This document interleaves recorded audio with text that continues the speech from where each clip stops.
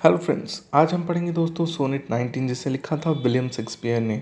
इसमें William Shakespeare ने दोस्तों समय के बारे में बताया है कि समय के सामने कुछ नहीं टिकता है, ना ही मजबूत से मजबूत जानवर जैसा कि शेर, और शेर के दांत भी नहीं टिकते, और ना ही कोई और भी चीज़ें टिक पाती हैं। समय सब कुछ को ख़त्म कर देता है, चाहे वो आपकी ब्यूटी हो या आपका यंगपन हो, यूथ हो, आप सब कुछ एक समय में ख़त्म हो जाएगा। इसीलिए सबसे पावरफुल यहाँ पे टाइम को दिखाया गया है, और लास्ट में शेक्सपियर बताएंगे कि टाइम को कैसे हराया जा सकता है। तो आइए दोस्तों हम इस सोनेट को पढ़ते हैं, पर पहले हम सोनेट के बारे में कुछ जान लेते हैं ताकि हमें पता हो कि सोनेट 19 जो हम पढ़ने जा रहे हैं वो आखिर आया कहाँ से, और विलियम शेक्सपियर ने इसका आइडिया कहाँ से लिया, कब इसे पब्लिश कराया था। तो उन्होंने सोनेट्स लिखना जब स्टार्ट किया तो उन्होंने अपने जीवन काल में 14 लाइन्स की 154 सोनेट्स लिख डाले, 37 प्लेज लिख डाले। और आज जो हम सोनेट पढ़ेंगे उसकी राइमिंग स्कीम है A B C D E F और जी। अधिकतर सोनेट के यही राइमिंग स्कीम रहती है, और इसका जो टाइटल है वो इसके फर्स्ट लाइन से लिया गया, यानी कि devouring time blunt thou the lion paws. यही है इसका टाइटल। तो आइए विलियम शेक्सपियर के बारे में भी कुछ जान लेते हैं। विलियम शेक्सपियर का जन्म हुआ था 26 अप्रैल 1564 में, और इनकी मृत्यु हुई थी 23 अप्रैल 1660 में। यह इंग्लैंड के बहुत ही जाने माने पोइट्स में थे। इन्होंने इंग्लिश में प्लेब्स भी लिखे, पोइट भी लिखा। पोइम्स लिखने के अलावा इन्होंने एक्टिंग भी की अपने करियर में, और ये इंग्लिश लैंग्वेज की वर्ल्ड्स ग्रेटेस्ट बने। क्योंकि आप जानते ही हैं कि आप किसी का राइटर के बारे में जाने विलियम शेक्सपियर के बारे में सब जानते हैं। इतने ग्रेट पोएट रहे ये। इंग्लैंड नेशनल पोएट का भी इनको खिताब मिल चुका है, और ये काफ़ी जाने माने पोएट रहे थे। विलियम शेक्सपियर के बारे में जानने के बाद अब आइए हम 14 लाइन की वो सोनेट पढ़ते हैं, सोनेट 19, जिसे विलियम शेक्सपियर ने लिखा, और उसकी लाइन बाय लाइन समरी, यानी कि उसके बारे में कि आखिर उन्होंने उसमें क्या लिखा है वो हम जानेंगे। तो आइए शुरू करते हैं। तो सबसे पहले पोइट लिखते हैं, devouring time blunt thou the lion's paws and make the earth devour her own sweet brood, plucks the keen teeth from the fire's tiger's jaw, and burn the long lead furnace in her blood. Devouring time blunt thou the lion paws. यहाँ पे poet सबसे पहले हम ये बताते हैं कि समय क्या कर सकता है।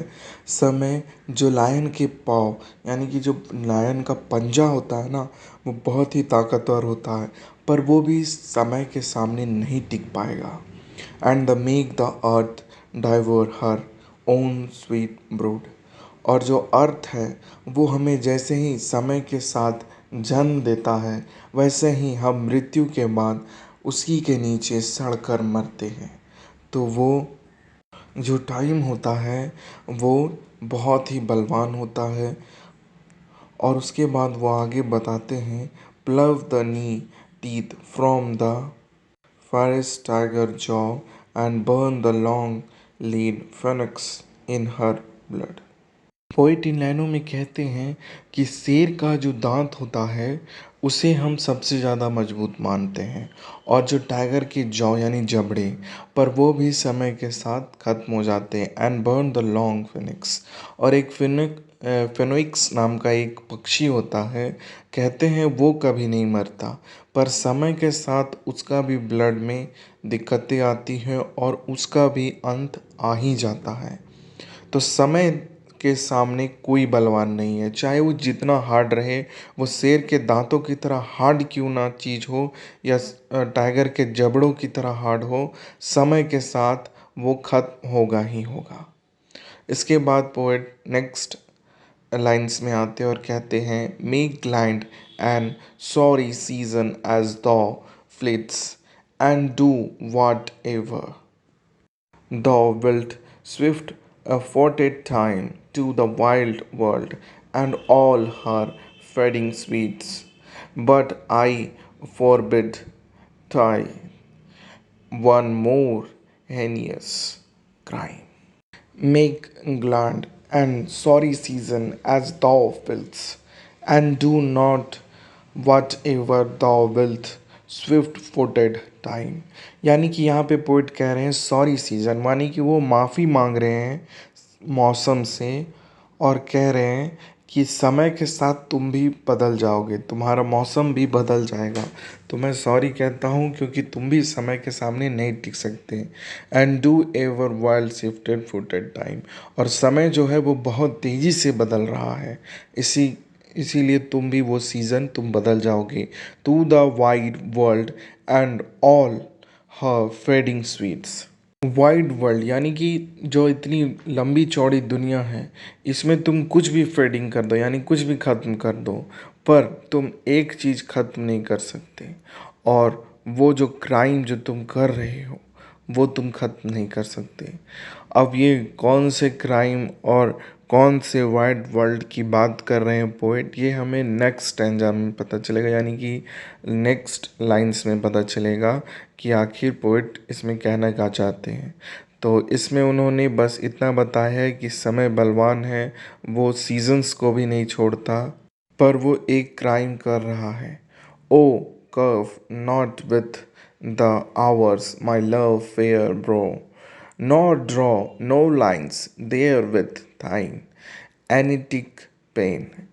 Him in thy course untended to allow for beauty pattern to succeeding man. O grave not with the hour my love. यहाँ पे पोइट अपने प्यार के बारे में बता रहे हैं कि प्लीज़ वक्त मेरे प्यार को ख़राब मत करो। Draw no lines, draw lines का मतलब है यहाँ की उनके चेहरे पे, उनकी जो लवर है उनके चेहरे पे लाइन्स ड्रॉ मत करो, यानी कि झुर्रियाँ मत आने दो। झुर्रियाँ आती है तो लाइन्स ड्रॉ हो जाते हैं चेहरे पे, वो जो टाइट स्किन रहती है वो लूज़ हो जाती है और लाइन्स की तरह दिखती है। तो वही पोइट कह रहे हैं कि वो जो लाइन्स हैं वो मेरे ड्रॉ मत करो मेरे लवर के फेस पे एंटिक पेन से, यानी कि समय के जो पेन है जो बहुत पुराना है, उससे तुम मेरे लवर के चेहरे पे लाइन मत खींचो, यानी झुर्रियाँ मत ला दो। Him in thy course untainted to allow for beauty pattern to succeeding man. Him thy course untainted to allow, मैं तुमसे एक चीज़ अलाउ मांग रहा हूँ for beauty pattern to succeeding man, और तुम जो मेरे लवर की जो ब्यूटी पैटर्न है उसे मत करो ख़राब, क्योंकि मैं इसे मिसाल की तरह पेश करना चाहता हूँ कि समय का भी मेरे लवर पे कोई असर नहीं है, वो आज भी ब्यूटी पैटर्न में है और आज भी सबसे खूबसूरत है। और उसके बाद पोएट अपनी लास्ट टू लाइनों में पहुंच जाते हैं और कहते हैं, yet do thy worst old time despite thy wrong my love shall in my verse every ever life live young. Yet do thy worst the old time despite things wrong. Yet do thy worst, यानी जो भी मैं request कर रहा हूँ मैं जानता हूँ वो वर्स्ट है। ओल्ड टाइम कभी मेरी रिक्वेस्ट नहीं मानेगा। My love shall in verse ever live young, और मैं ये कोशिश करूँगा कि मेरे पोइट मेरे लिखे हुए के द्वारा मेरी जो लव है, मेरी जो लवर है वो जिन हमेशा यंग रहे, क्योंकि तुम जानते हो कि तुम मेरी रिक्वेस्ट नहीं मानोगे और मेरी जो लवर है वो शायद हमेशा के लिए सुंदर नहीं बन पाएगी, पर मेरी लिखी हुई जो लाइंस होंगी वो समय को मात देगी, और जो यूथ आएंगे फ्यूचर में वो भी जानेंगे कि मेरी लवर कितनी खूबसूरत थी मेरे लिखे हुए लाइन से। और यहीं पे यह सोनेट ख़त्म होती है दोस्तों। आपको मेरी एक्सप्लेनेशन कैसी लगी प्लीज़ कमेंट सेक्शन में बताएं, लाइक करें, शेयर करें और आपने मुझे पूरा सुना, इसके लिए धन्यवाद। मैं आप तब तक के लिए बाय बाय। प्लीज़ लाइक करें, शेयर करें और सब्सक्राइब करें और कमेंट सेक्शन में बताएं कि आपको इस सोनेट्स में क्या अच्छा लगा और क्या नहीं। मैं आपसे नेक्स्ट स्टोरी में मिलूँगा, नेक्स्ट पोएम में। तब तक के लिए बाय बाय। जय हिंद दोस्तों।